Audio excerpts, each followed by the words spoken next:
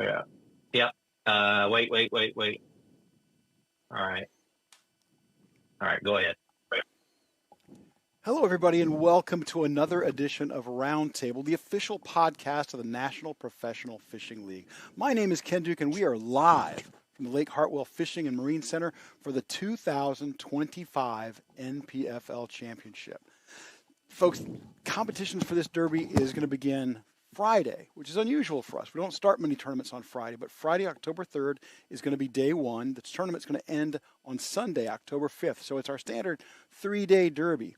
Today was the first day of official practice, and I want to tell you right at the start here, this tournament is different than what you've seen from the NPFL this year.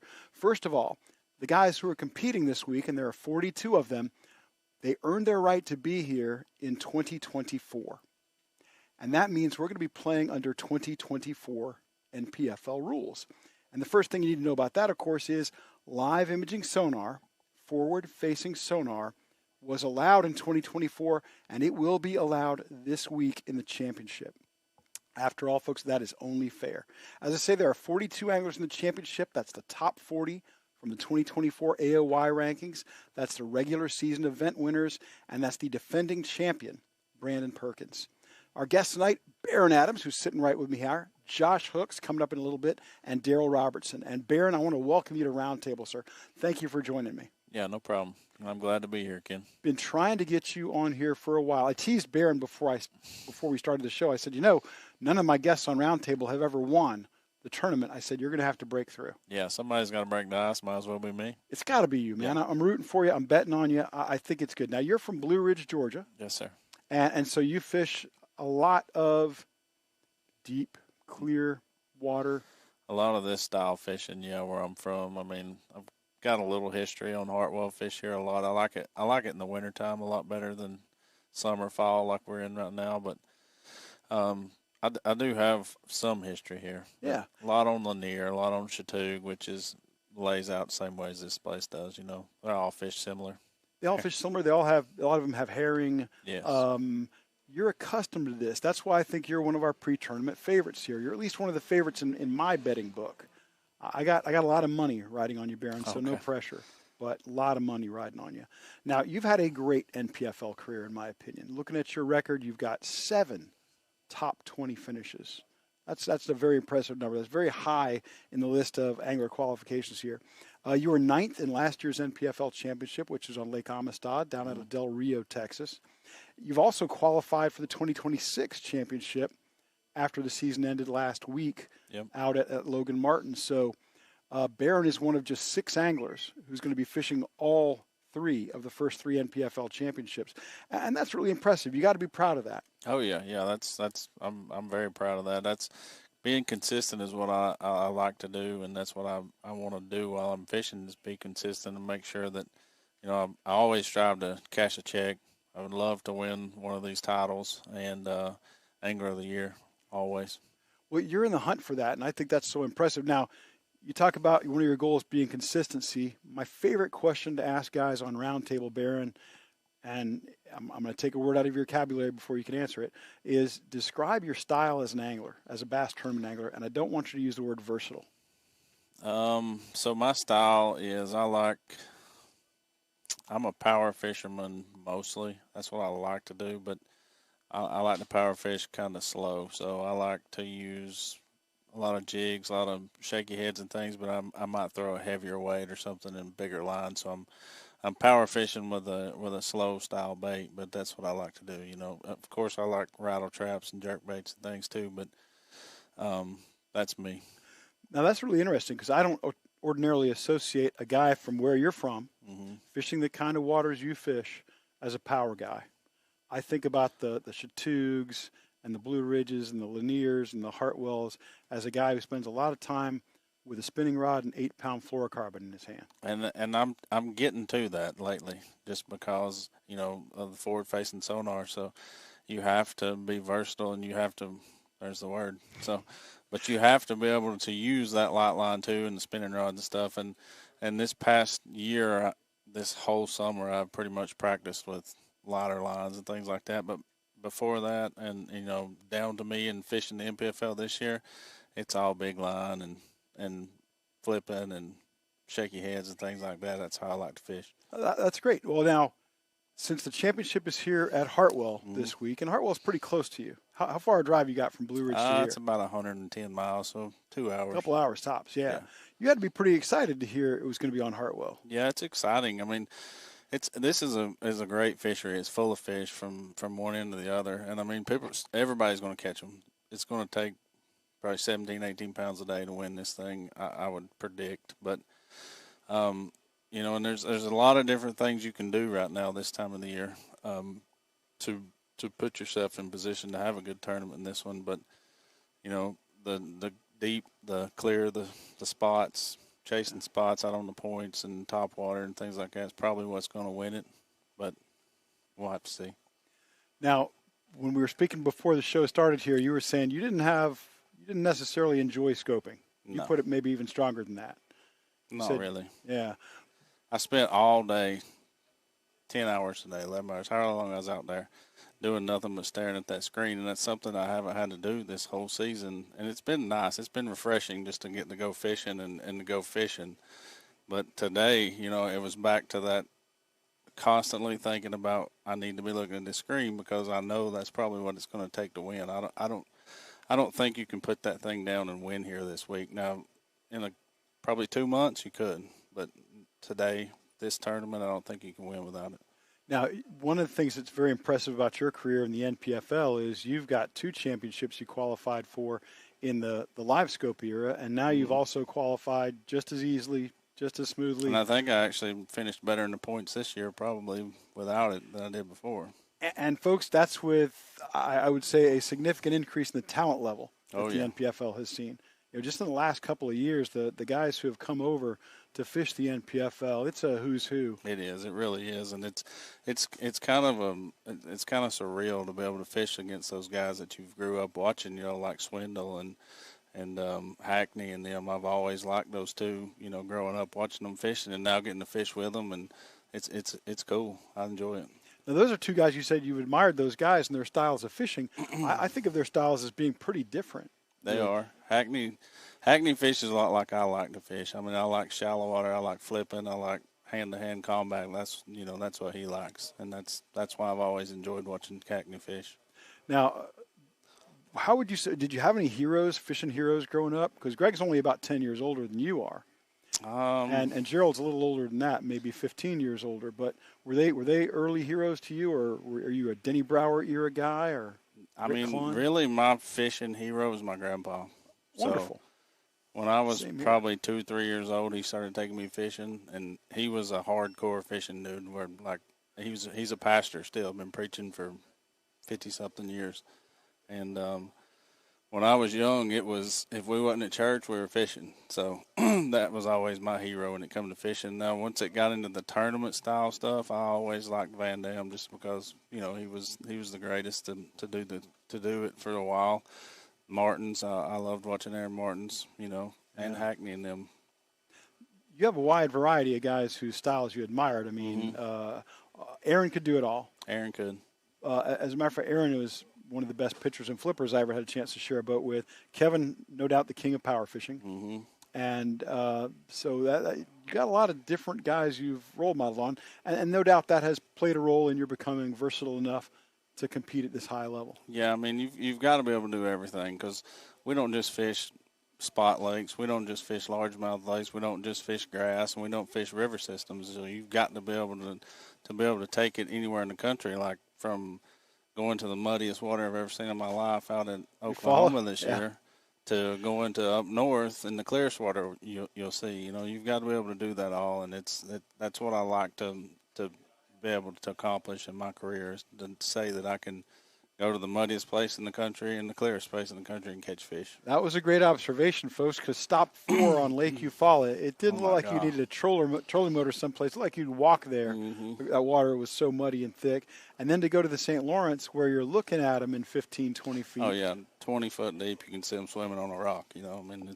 It's insane, the difference of the tournament schedule we've had this year. Now, you've been at this for a while. You've just finished your 3rd year in the NPFL. Every year you're qualifying for a championship. getting to come pretty close to home here at Hartwell. What's a good finish for you here? What's going to make you feel good about this tournament? Do you want a top 10? Do you have to win? What's a successful tournament for Barron Adams? I want to win. Of course, everybody here does. But if it was 2 months later, I'd say if I didn't win, I'd be really upset. But I'll be happy with the top 5 here. Okay. With this one. A lot of people talk about that. Here we are. It's going to be early October when we fish this tournament. Fall in the Southeast is notoriously tough. It's tough. Why is that? I mean, the fish are just moving so much, and spots do that anyway. But this time of the year, the water's falling, they're pulling water, the bait's all over the place. One day it might be sunny, next day it might be cloudy. Like today, it was 70 degrees for a high. It was a cloudy, beautiful day, wind blow 25 mile an hour all day. Tomorrow it's going to be slick, calm, and 85. You just never know in the South this time of the year. And I mean, the fish are constantly moving right now. And the water's fixing to turn over any time it's going to start. So all that stuff plays a factor. And, I mean, these fish in this lake get beat on 7 days a week. Yeah. All year round. And, I mean, they have seen it, and they are smart. They are hard to trick out there right now. What would be the ideal weather conditions for a Barron Adams win here this week? I would say overcast like today, maybe just a little bit less wind than what we had today, just to keep those fish up looking and roaming a lot, That'd be my perfect condition. You've just knocked out 1 day of practice. Mm-hmm. You've got 2 more to come. How are you feeling about things? I would say after about lunch today, I feel pretty good. This morning was very, very slow. I don't know why. I mean, I tried to make one bait work, and it wasn't working. And I finally changed up about lunch and started catching some better fish. Tomorrow I'm going to do something totally different, probably go run way up the other way and try something totally different just to see, Because if you can get on something like that here, you can catch a big bag one day doing it. I don't think you can do it 3 days in a row, but you can catch them one day. It's fall, early fall. It's deep south. We've got a big reservoir. This is going to be one on a pattern. Am I right? Yeah, it's going to be. I mean, it's not really. I mean, every point on this lake has brush on it.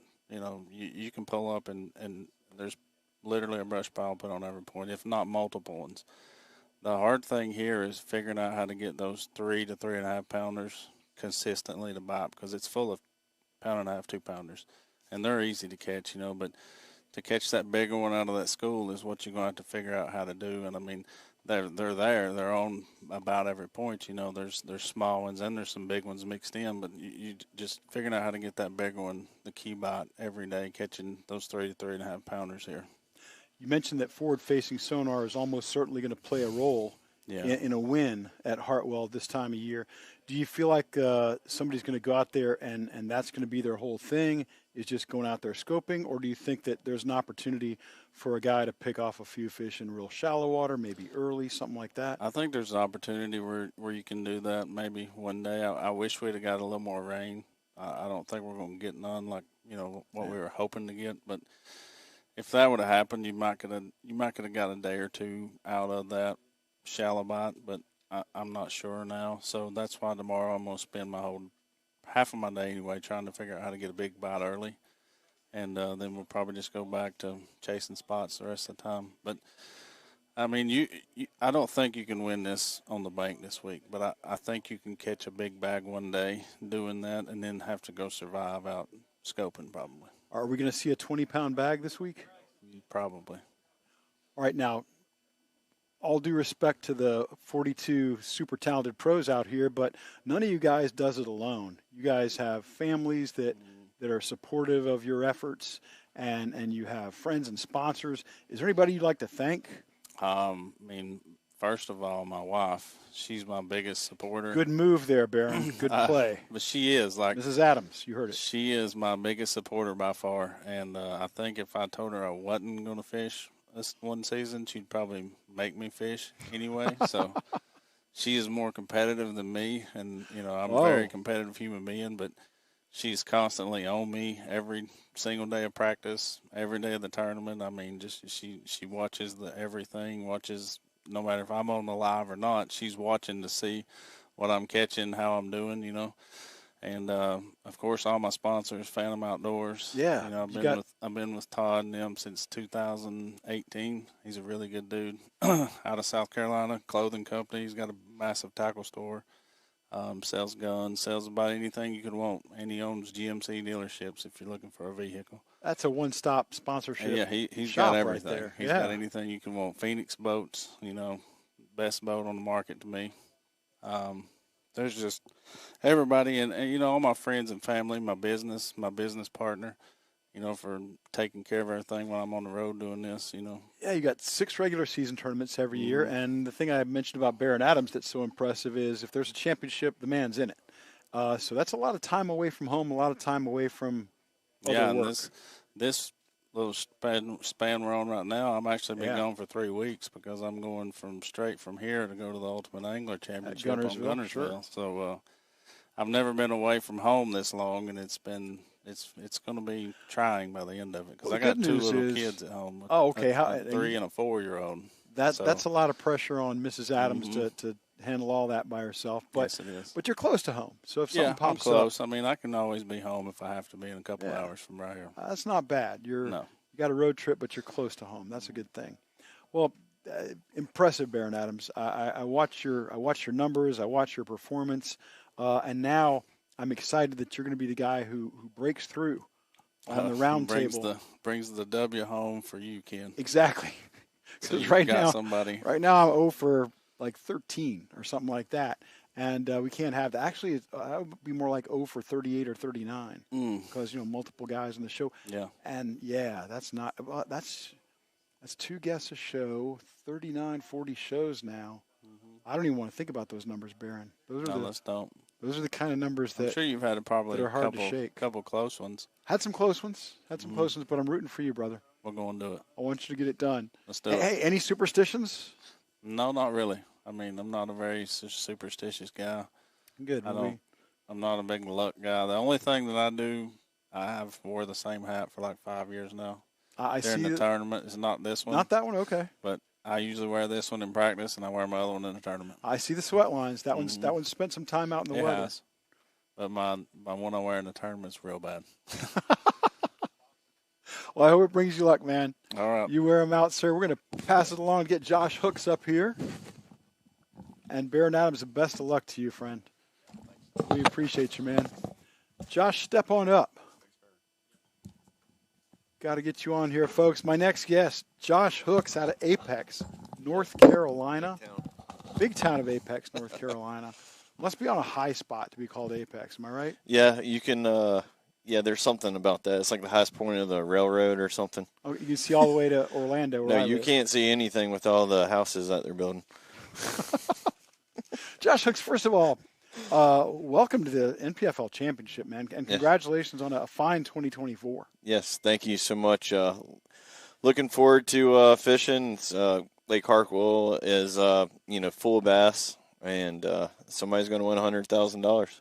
And it might as well be you. Yeah, that would be cool. I wished Baron Adams good luck, and just as sincerely, man, I want to wish you luck because I really appreciate that, Ken. Not that you need it, but because everybody benefits from it. Yeah, absolutely. I could definitely use this year's a tough year for me. I could probably count, on my hands, a couple fish that, puts me in next year's championship, but just wasn't meant to be. But, that's, as fishermen, it's, I hate to be cliche and talk about it, but it's, it happens, unfortunately. It does, but I got good news for you on that. If you win this week, you will be in next year's championship. Yeah, well, so my chances are I still can make it. I mean, even under Vegas odds, you're 1 in 42. Yeah, right? I like my odds for sure. And I think realistically, he's Josh Hooks, folks. Come on, his odds have got to be a lot better than 42-1.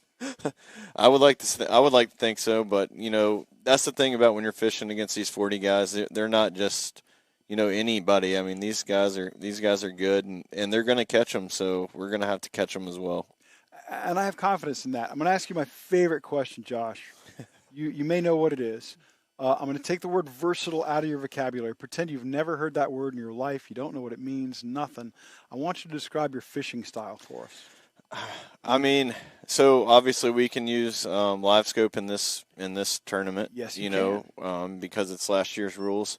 So I've transitioned to taking that out of my style. So it took me a while to start hitting some targets today, but it's one of those things. Like, I don't really care for live scope. I like to use it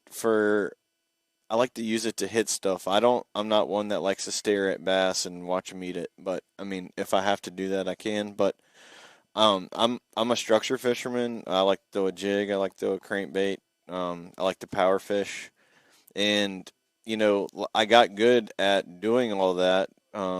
And had great success at home. With my Tyler and Jamie, my partners around the house. But it's one of those things when I don't like getting beat by it. So, like, when it's not on the table, I don't have to worry about somebody back there, dragging a minnow or something like that. So, but that's our lakes are full of stumps and rocks and stuff back home. So we a lot of idling to find where they're at, and a lot of when you find them, it's usually big ones. We got big fish at home, so it's fun. Okay, so if I can paraphrase you here, you're kind of an offshore power guy. Yeah, if I have an excuse to fish off the bank, I'll find one. Good for you, man. That's if my rod doesn't reach the bottom, then I'm yeah, I mean, and obviously there's a time and a place for everything. I mean, I think, just this week, I mean, I'm sure there's going to be some guys that, catch them good shallow. And I might even have to do that after, today. I caught a lot of fish today, but not a lot of. You need 5-pounders to win this tournament. Yeah, a couple of 5s will go a long way. Yep, I feel like one a day, and some solid fish with it will go a long, long way. I tell you what, I think anybody who can get a 5-pounder every day is going to win. Yeah, I would agree with that. 100%. They might run away. Now, Barron gave me a prediction. I'd like to know what you think might take to win. Whew, I realize you've only had 1 day of practice, so it's hard to get dialed in yet. Yeah, I would say I honestly think somebody's going to catch 18 pounds a day. Okay, so now that was a number that Barron shared as well. So it's interesting. Yeah, you guys are. I know there was a BFL super tournament, and 18 pounds a day won that. So 36. So what would it be? 54. 54 pounds. So I mean, if that's to do that 3 days out here. I think is pretty tough. Now, Brad Fuller occasionally gives me the power to convey a weight to an angler in competition. If Brad were listening, he'd stop me now. He'd throw something at me. But so if I could give you 52 pounds right now and say, Josh, I can give you 52 pounds, you can sleep in. Would you take 52? Yeah. All day. But, I mean, I don't know that. I mean, I think 52 would be in the top 5. I don't know that that's going to win. I didn't see that kind of fish today to have, 54 or whatever we're talking about. But, I know that they swim out there, and this lake's full of fish. I mean, it's insane how many fish are in this lake. If, people watching ever want to come to a place and just catch bass, I mean, it's slam full of them, and you can catch them any way you want to. You can catch them off the bank. You can, like you said, drag your rod down hit the bottom. I was talking about I'm a Florida shallow water guy. If I can't touch the bottom with my rod, I'm going to move toward the bank. But Josh is a lot more versatile than that, which is a word I won't let him use, but I get to use it.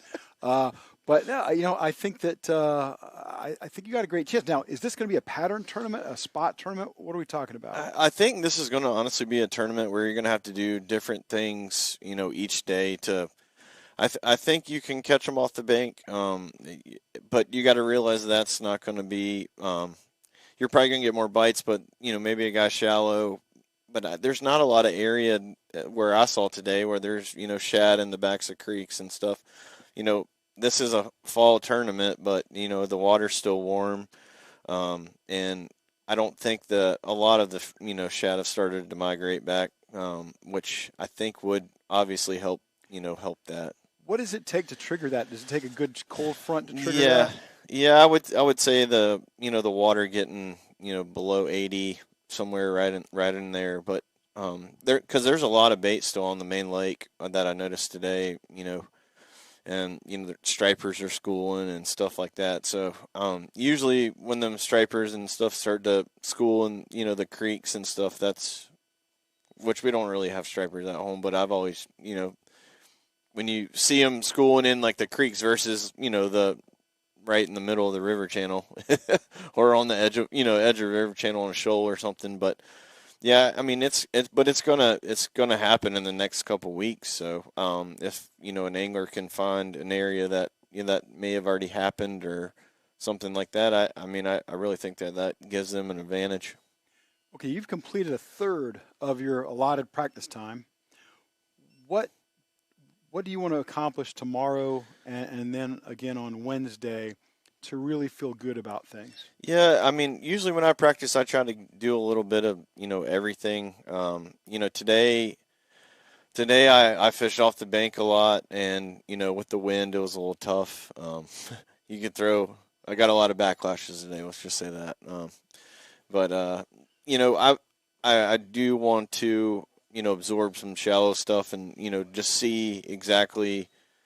I did run shallow today, and I went shallow and I got 2 bites. They were better fish, but it's just, to me, I'm a numbers person. I'll run through the numbers a lot faster than I will go and skip a jig or throw a spinnerbait for 2 bites, and I don't fish well like that.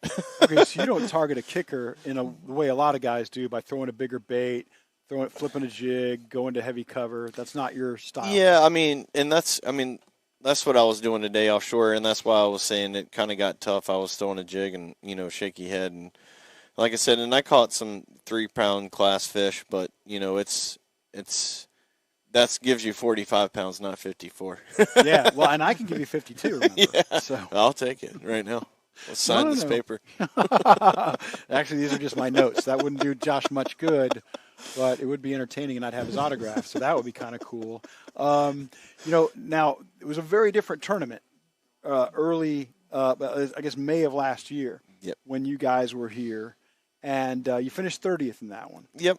And obviously, you don't want to finish 30th in this one. That's not the bottom, but no. What's a successful championship for Josh Hooks? I'm going to put my head down and fish hard, and let the cards fall where they, fall. And like I said, this year has been a rough year for me. I lost an 8-pounder at Eufaula that would have put me, when it was really tough. And it's just, I've had that kind of year, so I would just like to be competitive, and obviously we all want to win, but, that's not in the cards all the time, but put your head down and, grind, and I might try to go catch some spots early and get a limit. I do fish better with a limit. I've noticed that.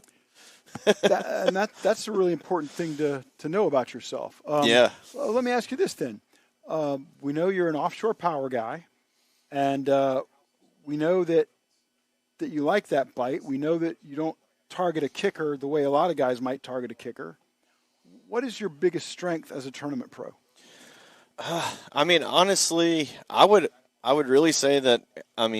You just said I'm also a structured fisherman, but I can also, I am good up shallow as well. I'm not a sight fisherman like Seth, my buddy. He's probably one of the best there is. He fishes with us, but when they're on the bank, I think it's because he's like 9 feet tall and you can see him better. Seth Ellis, who is approximately 9'2". There's not a rod on the market that's as tall as Seth. No, that's kind of an exaggeration. Yeah, but he's a great sight fisherman. Obviously I'm blind. I got glasses on. I can't. It's not that I can't see him. I just don't have a lot of patience. So when I go shallow, I like that there's something moving. But I've been being. I'm going to use your word, versatile. Can I? It's all yours now. Okay, so you can have it back. Being versatile and fishing the conditions, I would say, is probably my strength. I feel like I have good, on the water. Like, hey, this isn't working. I need to go do this or that. And I feel like a lot of times that kind of makes or break a tournament. That's a fantastic skill to have. Yeah. I have, and I'm approximately 1% as good as you are, roughly 1%. But I know one of the biggest challenges I have, and I've fished some derbies, and buddy turbies and stuff like that. But I am really challenged to think on the water. Yeah, and I don't it do that is well. tough because especially like practice is really what does it to you because you're like, oh, I caught this, and this in practice. Well, just like at Logan Martin, like the fish were changing every day, and the second day, I was trying to force what I did the first day, and it bit me and it wasn't because I didn't catch fish. It was just they were slapping out the bait versus eating it, and I didn't make the adjustment. And I think making those small adjustments. I will also say like one of the best. I have the honor to room with Zach Burge. The dude is so smart, and he fly by the wire. Like he just picks up something because he caught him somewhere one time doing it, and you know what I mean. Like he just has a lot of knowledge, and it makes sense to him. And like I'm like jealous because sometimes I'm like, this doesn't make sense to me. Why? Like I got 40 bites yesterday, and I got 10 today, and then the last day I started out throwing the same topwater at Logan Martin and I got 1 bite. So it's like it just went downhill, and I don't know why but time on the water and that kind of stuff will get you that. And but it's just having that on the water fly by wire mentality as a tournament fisherman. I think I don't think you can ask for much more. No, a lot of guys made their reputation that way. Guys like Larry Nixon, who would go out there on these bodies of water. The General, who didn't have any practice maybe, and who was dumped on this rotation lake for a tournament, and he figured out more quickly than other people did. Yeah. And that's a great skill to have. All right, here's a tough question, though, Josh. All right. What would you say is your biggest weakness as a tournament pro? Getting fish that bite my lure into the boat. The transition process. It's just been one. Like I said, this year has just been tough on me, and but I would say probably my biggest weakness fishing is fishing that mid-range depth. That I like to catch them in the dirt or out there. I don't, when they're on the channel swing banks or something like that. Like to me, I would say that's my weakness. Are we talking about, you say mid-depths, are we talking like 8 to 15? What are we talking No, about? I'm so at the house, like, I like to catch them in, this much water, and I like to catch them in, 15 foot. So I would say like that 6 to 10. And with live scope today, I saw a lot of fish out there in that 6 to 10 range, and it's frustrating when they don't bite. It's always frustrating when they don't bite, but you don't have that problem too often. No, You're very impressive. You've put together a solid tournament record with the NPFL, and I hope that continues. I know. Yeah, absolutely. Yeah, I hope so too. and okay, we talked a little bit about what your goals are for this tournament. What are your goals as a tournament professional?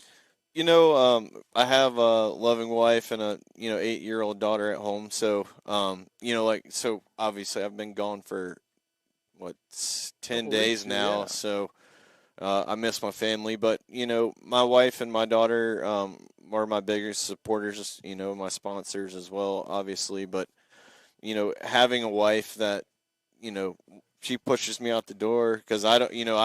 I cry. I'm not gonna lie. I cry every time I leave because it's like I'm gonna miss something. But as a tournament angler, I would say that my goal is to keep going because I want to get up there with these guys that fish all the time. I live a different lifestyle than they do. I work 40 hours a week when I'm home, and I work probably 6 hours today on the phone. Oh wow! So, that's tough when you're trying to practice. Yeah, it's tough, but my job is what has me out here. So I can't and I got to feed my wife and kid and the horses and all the stuff that we have. So those horses are they're just. I don't want to talk about that. I'm trying to be positive. They're not earning their keep. They should be in the Derby, the Preakness. They should be out there earning their. Did you know that they have a horse chiropractor? My wife informed me that the other day. I'm going to try not to call it a scam on our show. No, I'm sure it's not a scam. I'm sure horses have issues. I don't know. It's not like they can talk to you. Yeah, no, they can't talk to you. If they can talk to you, how do you know it hurts? Schizophrenia. See a doctor. But But well, I think those are great goals. Now you talk about these guys out here who do it for a living, and yeah, it's tough to beat them guys. It is, they're always on the fish. Well, you say that, but sometimes they're not. Every once in a while, they're not. Kyle Walter and Patrick Walters always seem to be on the fish. Yeah, but they're good. I think they're they're part good, fish. But you can get there. Yeah, no absolutely. reason Josh Hooks can't get there. No, absolutely. And all you can ask for as a tournament angler is given 110%, and spending your time on the water. And I like I said with the work thing, I haven't been able to. It's funny, I fish less now that I do this than when I was at home, because I could get off work at 5 o'clock and go fishing because I wasn't gone for a couple of weeks. Yeah, but time away. but I wouldn't trade this opportunity that I'm taking out now. I mean, for anything. I mean, this organization is great, and the people like you and Brad and all the guys more that like help. Brad and all the guys than me. But yeah, exactly. Not so much me. But you know what I mean. I wouldn't trade it for anything. It's just it's different. But it's kind of catch-22. I'm gone for a week at a time or 2 weeks. But when I'm home, I'm not worried about what the fish are doing at my house. You know what I mean? So that's the life of every pro angler I've ever known, and I've known hundreds, is that they almost never get to fish their home water. Yeah.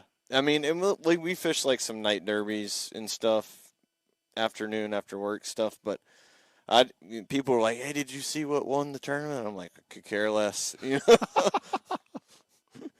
mean, but like I said, I utilize that time to spend time with my family and my friends and whatnot. So when you're out on the road, it makes it a little easier, I guess, is what I'm getting at. But like I said, this place it's like family, and so it's comforting when you're away from your actual family to have family. You got 2 years on the trail. I know you've got a lot of good friends out here, and the guys, not just the guys you travel with, but have you made an effort to meet your competitors? Oh yeah, for sure. And they're all, some of them are a little tight-lipped than others.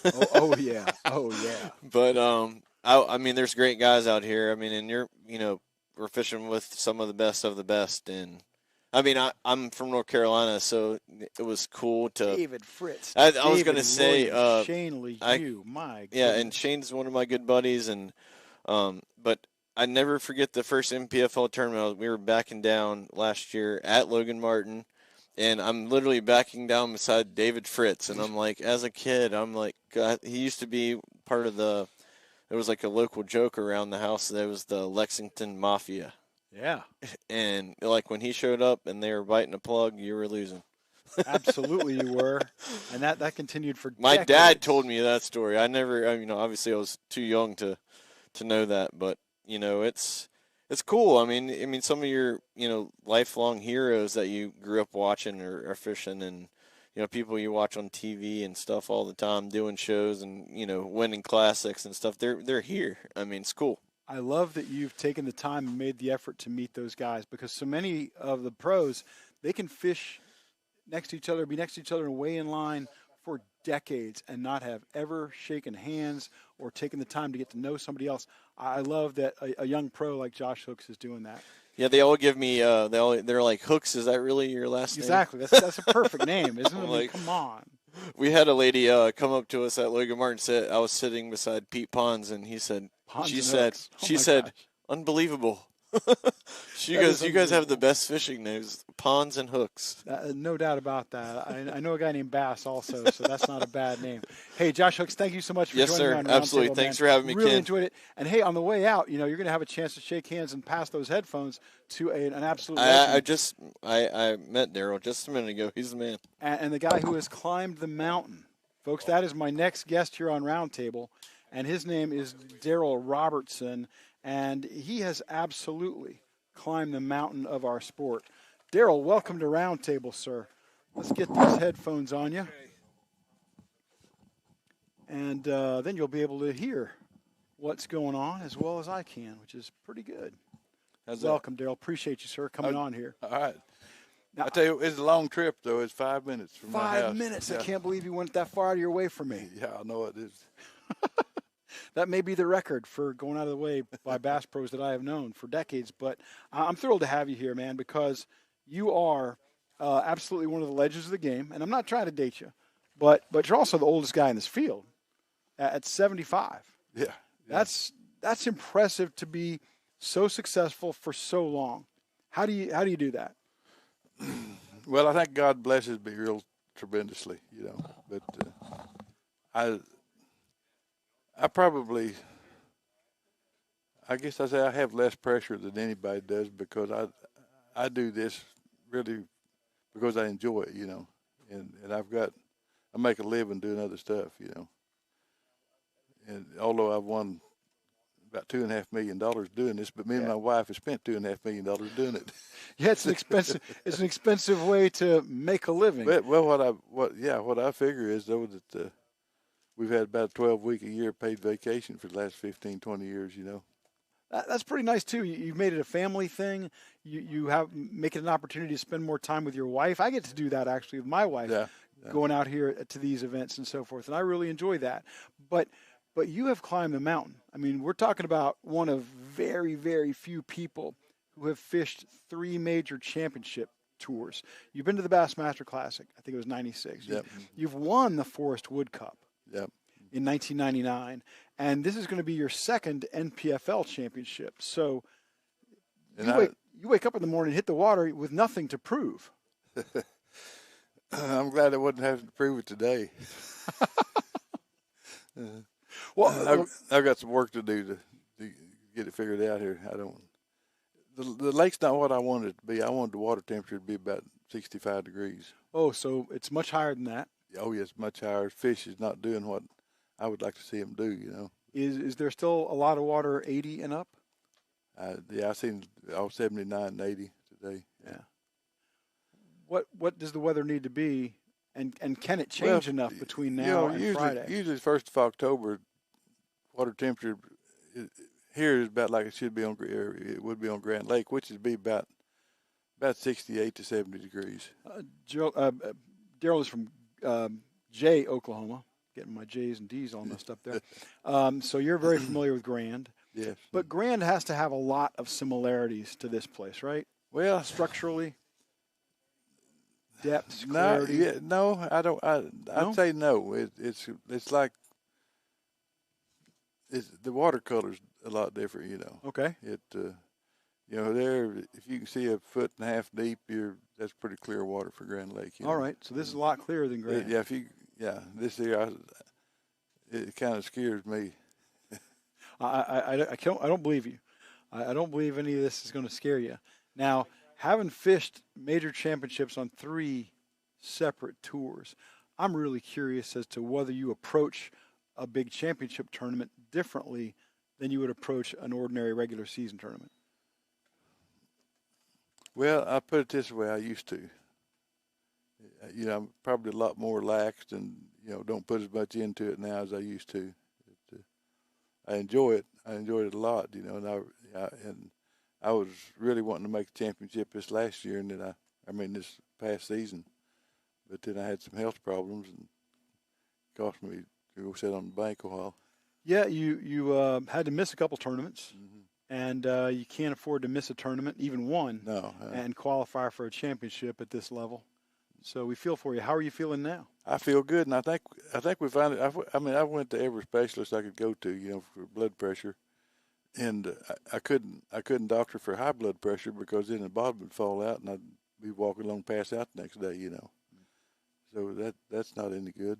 But anyhow, I think finally is one of our family doctors wanted to know what, because I had AFib one time and about 5 years ago, and they shocked it back in rhythm, and it's been good. But I'd been taking this medicine, this Fleckaline, that's what they call it. And sure enough, it's been blacklisted and blackballed and not recommended to be used. And my old ex-heart doctor was still prescribing it to me. And everything that I was doing, kidneys messed up, low blood pressure high and low.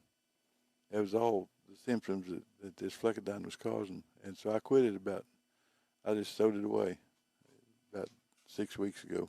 And slowly but surely, it got better. Like all summer, I couldn't get out in the heat. If I got out in the sunshine and the heat, my blood pressure would go to like 50 over 40 something. Oh my goodness, that's dangerously low. Yeah. That's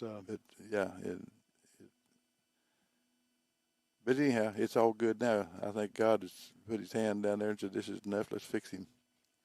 Well, I hope so. We need you out there healthy, and Well, it didn't I bother want you me. feeling good. You know, it was hot that last tournament down there, and it never bothered me. The heat didn't at all. Yeah. Yeah. Well, at Logan Martin. Yeah. Gotcha. Yeah. I was I mean, it. it's Was it you supposed to be- follow when you Yeah, as you followed. got sick? Yeah, but it'd been bothering me before then too. But that's when it really messed up. Eufaula was a very unforgiving tournament. If you were not feeling your best and you got out But there I was in the that money. weather. I was in the money when I couldn't go the second day. Yeah. And I think that's so impressive about you. You've had such a long career, but you've sustained in a way that very few people have. I can tell you that no one your age ever made it to a Bassmaster Classic. I can tell you that no one your age has ever made it to an NPFL Championship. I don't believe that anyone your age has ever made it to a Forest Wood Cup. And I can tell you nobody ever made it to a Red Crest. So you may be the oldest qualifier for a major championship in history. Well, I'm proud of that too. I mean, I worked hard trying to get that done, you know, and I've got a goal, and if I finish third in this tournament here, I'm quitting. And my goal was Don't do that. to finish in championships, finish first, second, third, fourth, and fifth. Okay. I've done everything except three. Yeah, you were fourth in the NPFL Championship last year, weren't you? Yeah. At Del Rio on Lake Yeah, I Hartwell. love that place down there. I put that wacky worm on, and I just went and caught all 20 or 30 or 40 bass a day. You know, I just didn't catch enough big ones. Yeah, well, Brandon Perkins kind of ran away with that one, didn't he? Yeah, he did. Man, I got heartbroken, though. I caught one with 714 in this one pocket. And so the next day I was in that same pocket, and I throwed up there, 4 or 5 foot of water there on a little old point. And thunk, I set to hook, and I got this fish. I can't do nothing with him. He swims out there in the middle of the cove, and it's like 40 foot deep out there. And I bet he goes down 25 foot or 30, And, I mean, I'm just trying to hold him, And after about probably 5 minutes of wrestling him around, I got him coming up. Man, I get over and I sat down in the seat, and I've got this dude coming. He's coming up. He's orange. I mean, fought just like a bass. His stinking carp weighed I bet the thing weighed 15 pounds. Was that on a wacky worm? On a wacky, and he bit it too. He bit it. Yeah. Well, you mentioned a wacky worm here. Is that a big part of your game? It has been for years. A lot of top Like a tens stick I've made. worm style? I usually just throw it just trick worm. Trick worm style? Yeah. Not necessarily Zoom, but trick worm style bait? Yeah. Mostly usually it is Zoom, Yeah. Gotcha. Yeah. A great bait. It used to be my favorite lure in the world. I used to just throw the 5-inch one a lot, and I made several top tens a long time ago on that, but I don't know. I just throw 7-inch anymore. Tell us how you rig it. Tell us what your combo's like for that. I use that bait. little. It's a Gamakatsu hook that got weight on it. Oh, so you're weighting it. Okay, Well, it's not it's weightless. got. I mean, they got 16th ounce and 8th ounce and 3/32. I usually use, but I usually throw the 8th ounce. Okay. For years, I just put a lead nail in the tail of it, Right. But kind of Nico style. Yeah. Yeah. But You throwing that on a spinning outfit or a casting rod? spinning rod, yeah. What do you like for a spinning rod on that? I use a 7-foot Falcon, about a medium heavy, and then I throw wacky Cinco a lot too, but I usually throw it on like 17-pound line and a casting reel. Yeah. Wow. Okay. So yeah, Even 20 if I'm flipping with it, I throw 20 on it. Gotcha. And you're throwing that weightless or with a weight? I usually throw it weightless, and I throw it with a Gamakatsu hook that's got the spring weed guard on it. Yeah. Regular like 4 or 5-aught hook. Yeah. Now with the casting rod, one obvious difference is you're not going to be able to skip that weightless. No, that's more like for flipping. Just when you're fishing cover. Nice. Yeah. That's a great technique. I don't think a lot of people flip and pitch a weightless. No, but I've caught a lot of fish on it. Yeah. Oh, absolutely. Yeah. That bait has kind of revolutionized weightless worm fishing, hasn't it? I really think that I was probably one of the first ones to really do good with it. I used to room with Mark Davis. Me and him roomed together about 5 years. From Arkansas. Yeah. And Great guy. he fished a wacky worm some. That's where I got started doing it. But I was doing that, and I know I'd have co-anglers, and they'd want to throw a wacky worm, but I would have weighted pine, and I wouldn't tell them. There you go, early Nico type rig there. Yeah. Mark Davis is one of my favorite storytellers in the sport. He is. He's a good man. He's a great guy. He can make you laugh. He can make you cry. Yeah. Go through all the emotions there. But and Mark Davis has won some big tournaments. He's a very good fisherman. What is it that has allowed you've got the first place, the second place, the fourth place, the fifth place. What is it that's helped you get up for the big games? Well, the second place was one of the championships. They paid $1 million. It's the wrong time to finish second. Well, and it was hot, and it was in the summertime, and I went down there and practiced for probably 8 days before it went off limits. And all I was doing was I figured out that if you could catch a fish, that grass growed out there and quit about 20 foot deep. But I think I had 8 waypoints. Out of all my practice, I had 8 waypoints. That I got more than one. That I got more than one bite, around on the point. And when that tournament started, I fished those 8 waypoints. I would go around them 2 or 3 times a day. That's about 10 miles apart. But it about paid off. Second place. I lost 2 big fish on the third day, and you throwed your weight away after 2 days. Then on third and fourth day, you carried your weight again. But I had 2 big ones on a place where I'd caught about a 4.5 pounder the first 2 days, both days on there. Is that the tournament that Scott Suggs won? Yeah. And now you're competing against him again. Yeah. Not here, but this season. Yeah. He's a good guy. He's a real good guy. Yeah. And okay. I don't know of a bait that'll get you more bites than a wacky rigged stickworm. They won't. No, nothing will. It's amazing. Do you think that most people don't do that enough, or do you think a lot of pros think they have a better chance of catching a bigger fish on another bait? Why is it not more prominent in competition? Well, it is. It is anymore. If you'll watch like the MLF, watch that. They're throwing wacky worms, every one of them. Yeah. I hated it. I taught them all of that.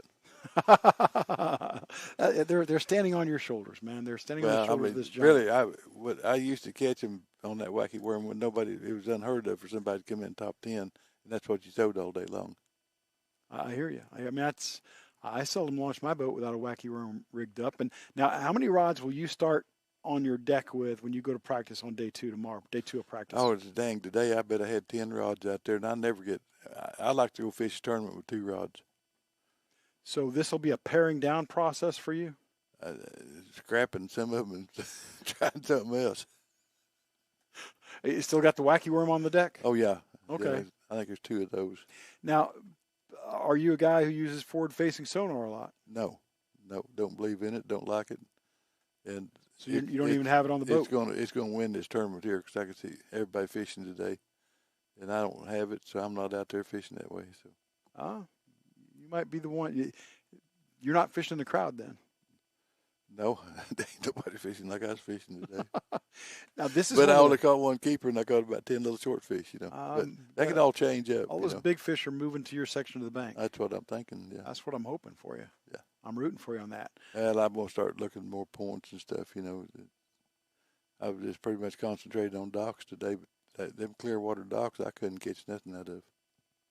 What do you think that is? Because that seems like one thing, because we didn't have any sun. If sun comes out, that's going to be a different story, Yeah. Concentrate those fish under the docks and the shade. But they just, in this real clear water, they go to get some shade, Yeah.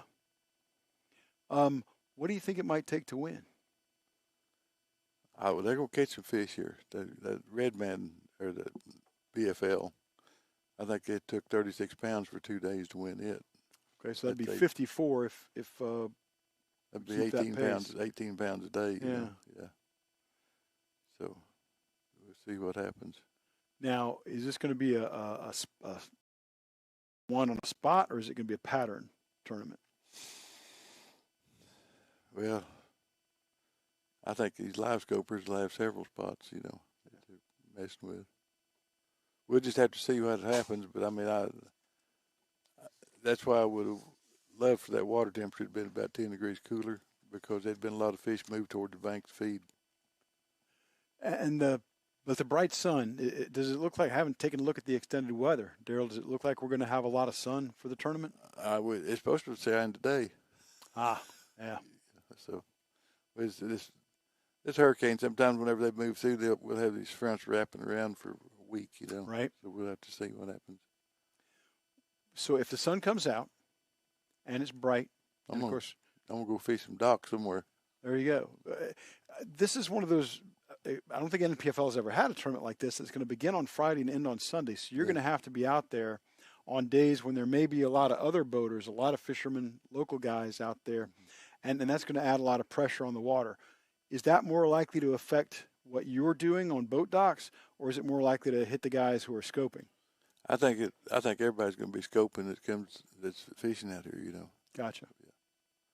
So that might play to your advantage then. Well, this is a big old lake. There's lots of places to fish. I hear you. Is it okay if I root for you? You sure can. Should I put big money on you? No. Not after today.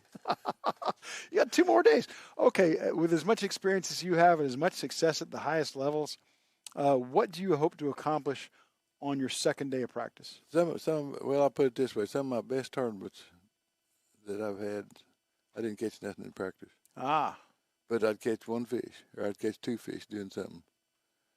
So I'd put that rod on the deck and I'd go fish that for 3 days.